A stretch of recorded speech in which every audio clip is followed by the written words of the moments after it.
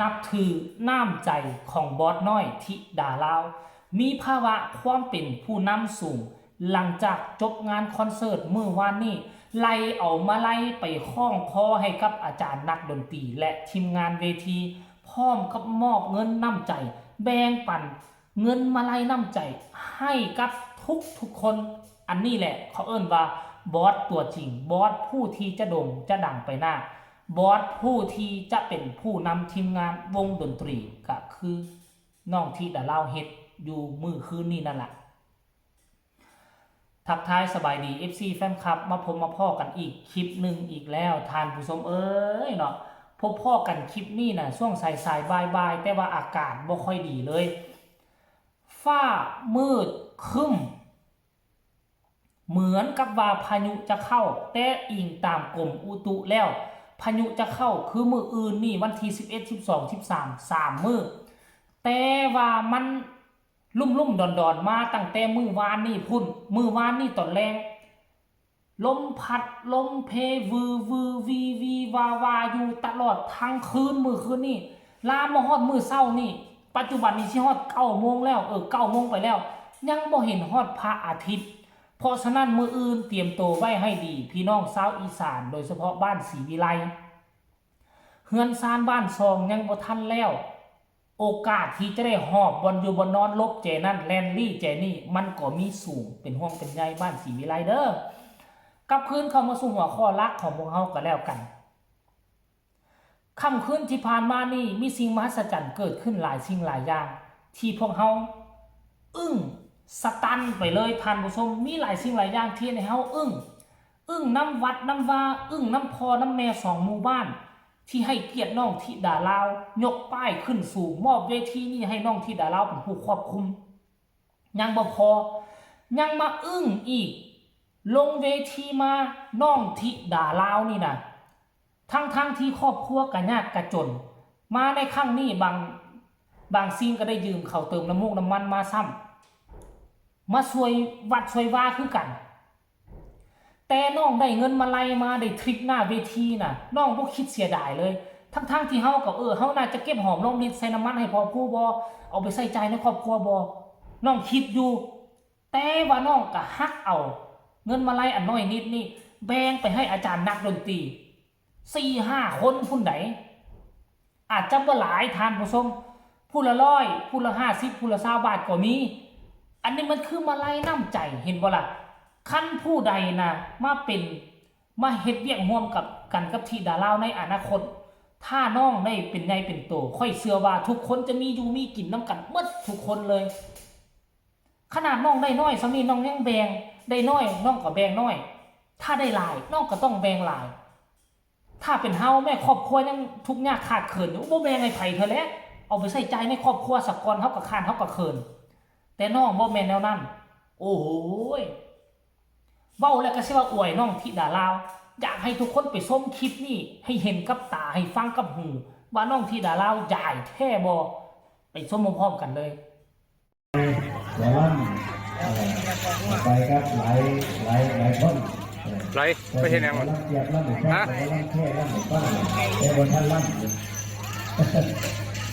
โอ้ยก็ให้ตั้งแต่อันนั้นบ่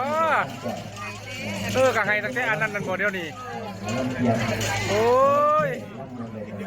ปานนั้นแล้วว่าคือทอดกันมาสั่นนี่บัดอันนั้นคือบ่ให้กันอยากลองสอบนะว่าลองให้เป็นของเล็กๆกันโอ้ยเขาก็ไปใครแน่ละบาดนี่ใครแล้วบาดนี่ใครแล้วมันก็เกิดบ้างแต่ไหนแค่เดียวผ่านร่างกายเดี๋ยวเพลงของท่านหลงจะไปสองเพลงขอบคุณครับมาเอาเนื้อป้ายไผ่นี่ป้ายผู้ใดนี่เอาอยู่บ่เบิ่งเอาอันนี้เงี้ยเพิ่นก็แทงคิววะเพิ่นก็แทงคิวหนูฮะแทงคิวแทงข้างกันอย่างนั้นเนาะอย่าเล่นบ้างเล่นทั้งเขาเด้ออบตพากันมัดเสียกันไว้ผู้ช่วย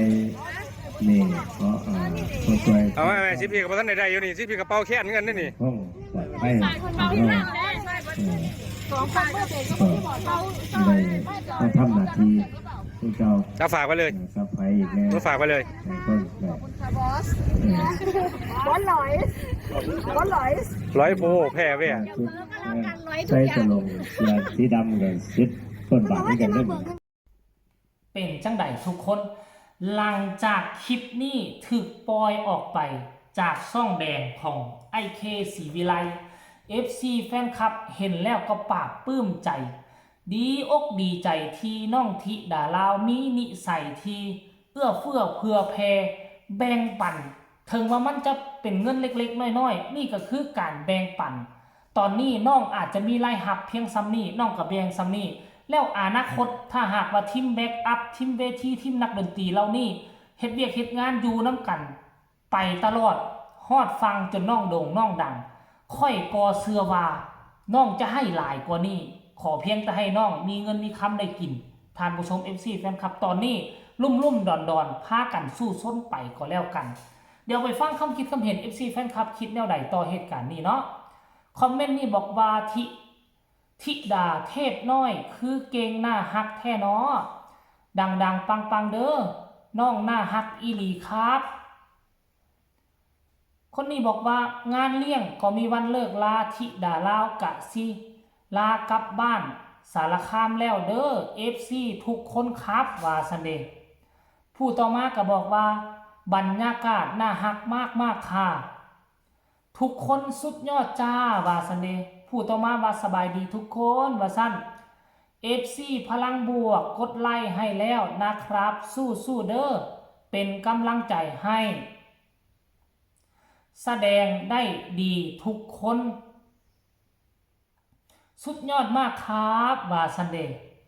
คนนี้ FC ทั้งสหรัฐอเมริกาสบายดีพี่เคว่าซันธิดาลาวเพรตตี้ลิทโธโกลเด้นว่าซันเดย์พรินเซสปาโทมาเบิ่งคอมเมนต์ต่อมา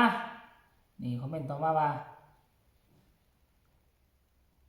คอมเมนต์เนี่ยมาจังไดไอเคว่าสั้นครับขอป้ายไวนิวเก็บไว้ให้น้องธิดาลาวเอาไว้ไปฝากแม่เมกับตากับยายที่ฟังสปปลาวเขาคงจะดีใจมากนะครับมันคือความภาคภูมิใจของวงตระกูลเลยนะครับที่มีรูปหลานขึ้นเวทีแมนความคักคนนี้บอกว่าอาจารย์นักดนตรีวงนี้เล่นดีเสียงไม่ลกต้องปรับเสียงไม่ลบอะไรเสียงไม่ลบต้องปรับเครื่องเสียงใหม่แก้ไขเสียงต้องดีกว่านี้แมนค่อยยอมรับเสียงไม่บ่ค่อยดีปานใดเนาะแต่เสียงกอกเสียงกองการลิ้นก็ถือว่า